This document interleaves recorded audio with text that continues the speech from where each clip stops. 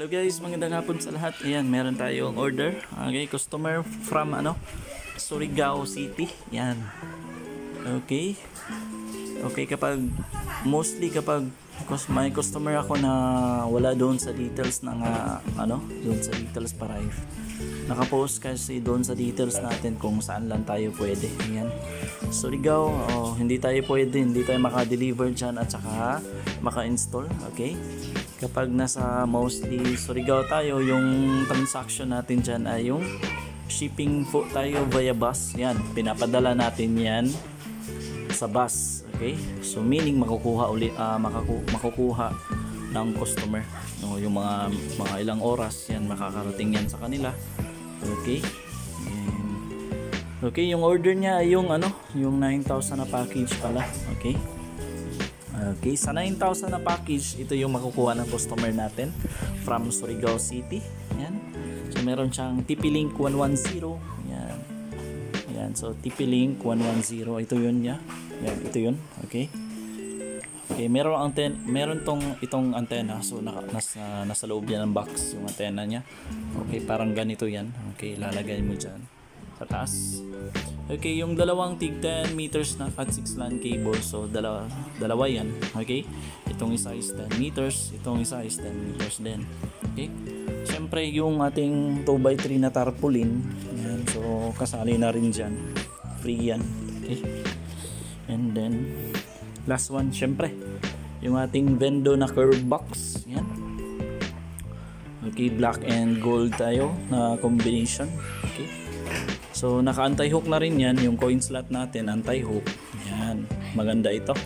Okay, para iwas dun sa mga kabataan na malilikot yan.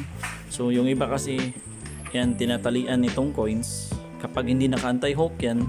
So binubutasan nila yung coins and then tinatalian dyan, and then kapag inhulog nila, and then syempre yung ibabalik nila yung coins kasi nakatali kasi yan. So mas mabuti yung naka anti-hook. And then syempre naka lead plate na rin yan para at least appealing sa mata ng customer kapag gabi na. Okay, ayan. So again po pala yung yung Vendo setup na to is for ready for Starlink na pala. Okay, kasi sa yung internet connection niya kasi is Starlink. Okay, ayan po, kapag gagamitin nyo yan, make sure na meron yung config na syempre naka-block yung torrent at saka yung mga porn sites dyan, para at least kapag hindi kasi yan naka-block, automatically yan mabablock yung account mo sa Starlink, and then sayang yung account mo kasi masyadong mahal kasi yung Starlink. Okay, yan. Sige, try natin mag-connect doon sa yung SSID nito, yung TP-Link. Okay, yan. So yung SSID niya gusto nyo ipangalan doon sa TP-Link niya o sa outdoor extender ay yung hotline piso wifi. Yan, so ito yun dyan. Connect tayo dyan, click natin yung hotline piso wifi. Ayan. Excuse me. Connect tayo dyan, click natin yung hotline piso wifi. Ayan, so ito yung portal. So yung gusto niya pala ilalagay sana dito sa image is yung company niya, yung company picture ng company niya, pero wala siyang yung soft copy. For temporarily yung nilagay ko dyan is yung email na image, and then syempre yung yung pangalan ng kanyang SSID ng Vendo niya, yung hotline piso wifi. So yan din yung nilagay ko dyan sa sa portal na makikita dyan. Okay, hotline piso wifi. Yan. So ayan na, ready na ito for yun, para dun sa mga customer. Pero click muna natin yung view rates. Ayan, so ito yung default rates. Pwede mo yung baguhin mismo doon sa admin panel ng Vendo. If gusto mong iset yung halimbawa is yung piso, gawin mong 10 minutes, pwede yan. Ma-edit mo yan doon sa admin panel. Okay, ayan. Sige, hulog tayo ng coins. Click natin yung insert coin sa portal. Okay, before pala maghulog ng coins, make sure na i-click itong insert coin. Yan, sa portal merong green dyan, click natin yan, and then may lalabas dyan na timer. Okay, you can now start inserting coins. This machine accepts pesos. Okay, hulog ako ng lumang piso. 10 new and old. Avoid drop. You can now start inserting coins. Okay, yung bagong piso. Accepts pesos, 5, 10s, new and old. Yung bagong 5 pesos na Nonagon. This machine accepts pesos, 5s, 10s, Yung bagong 5 pesos na circle. Avoid drop. You can now start inserting coins. Yung lumang 5 pesos. Accepts pesos, 5s, 10s, new Okay. and old. Yung bagong 10 pesos.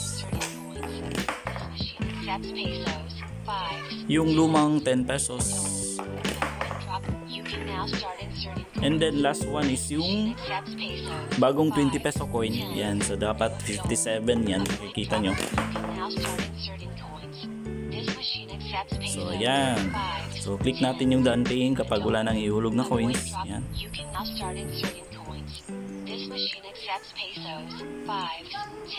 So wait lang natin a few seconds. Ayan. So kapag lumabas ito, you're now logged in, meaning connected ka na sa Vendo. Ayan. So yan, punta tayo ng Google Chrome. If gusto nila tignan yung rates nila, yung remaining time, type sa taas yung 10.0.0.1. Okay, yan yung default IP address mostly ng mga Wi-Fi Vendo.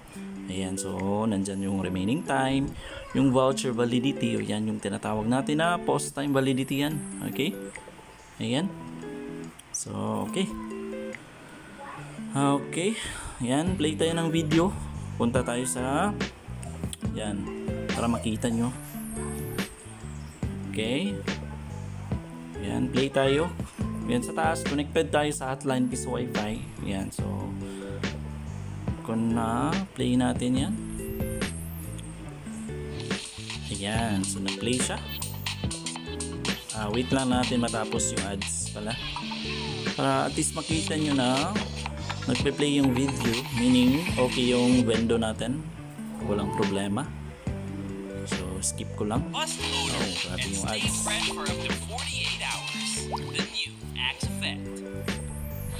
Ayan. Okay, play ulit tayo ng isa. Play natin yan. Okay. Ayan. Tikman na. So ayan, connected tayo sa taas, sa hotline piece Wi-Fi. Ayan. Ayan. So, and then nag-play yung video. Meaning, syempre gumagana yung Vendo natin. Ayan. So walang problema. And then dahil dahil ano pala ito, ready na for Starlink. So ipapakita ko rin yung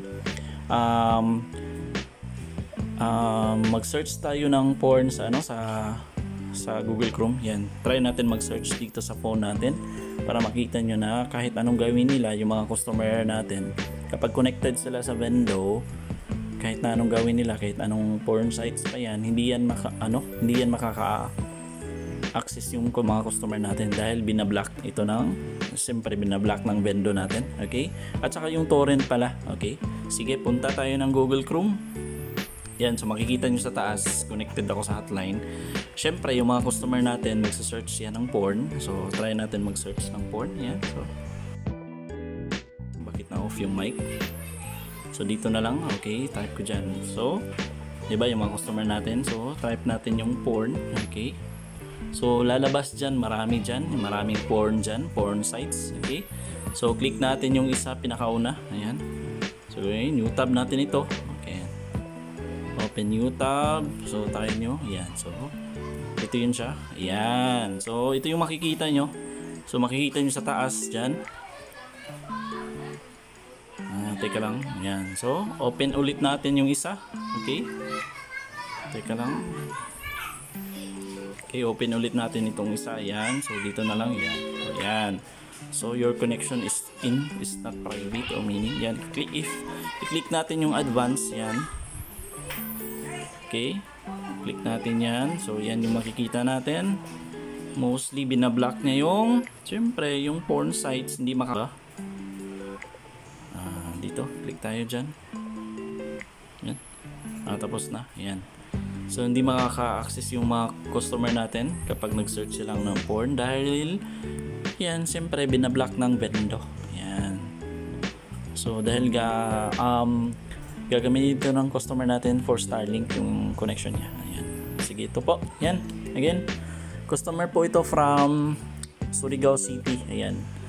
Okay, kapag bus transaction po, kapag pinapadala ko yan sa bus, yan, mostly nagpi-payment first po ako dyan. Okay, payment first through GCash, Palawan ba yan, or bank transfer. Yan, so ito, yung set na to, yan, inaantay ko yung payment ng customer nito ngayon. Okay, yung payment niya via GCash or yung bank transfer, yan yung pinili niya, yung GCash at saka yung bank transfer. Yan, so antayin ko yan. Kapag ma-receive ko to, ayan, siyempre i-update ko rin kayo. Ayan, mag-upload din ako ng video na na-receive ko yung payment niya. Ayan, so ayan po, ready na ito for shipping bukas, bound to Surigao City via bus. Okay, and if gusto nyo po mag-order, yan, kindly contact nyo lang po ako sa page na Barya Wi-Fi Davao 2.0. Hello guys, magandang gabi sa lahat. Ayan, so na-receive na pala natin yung payment ng customer natin. Okay, so yung in-upload ko na video ngayon, yung customer from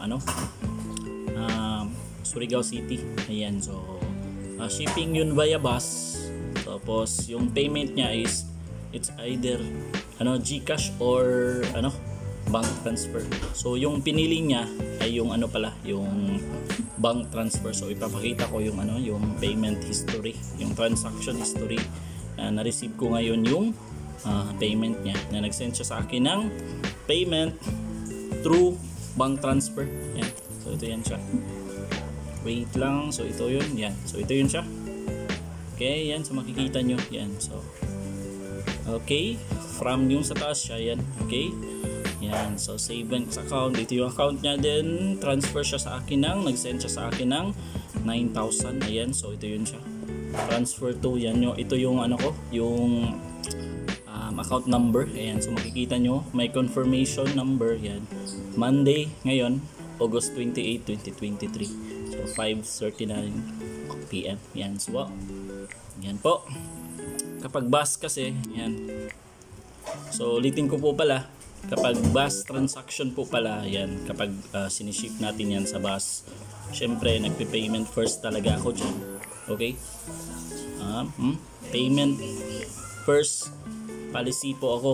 Okay, payment po yan through GCash yan, or GCash ba yan, Palawan, kahit na anong yan, mga tawag dyan, kahit na saan nyo ipadala, pwedeng sa RD, yan, so Cebuana ba yan. Okay, and then syempre bank transfer, yung bank transfer, yung kagaya ng customer natin from Surigao, nag-send siya sa akin ng 9,000. Okay, and then kapag sa bus pala, syempre free shipping na tayo. So kapag if yung binayad ng customer natin, halimbawa kanina nag-send sa akin ng 9,000, so meaning 9,000 lang yung babayaran niya, wala na siyang babayaran doon sa shipping fee sa bus. Okay, so free shipping tayo sa bus, but yung payment natin, payment first tayo through GCash, Palawan, or bank transfer. Yan. Yan. If gusto nyo pala mag-order, yan, kaya ni-contact nyo lang po ako sa page ko na Barya Wi-Fi Davao 2.0.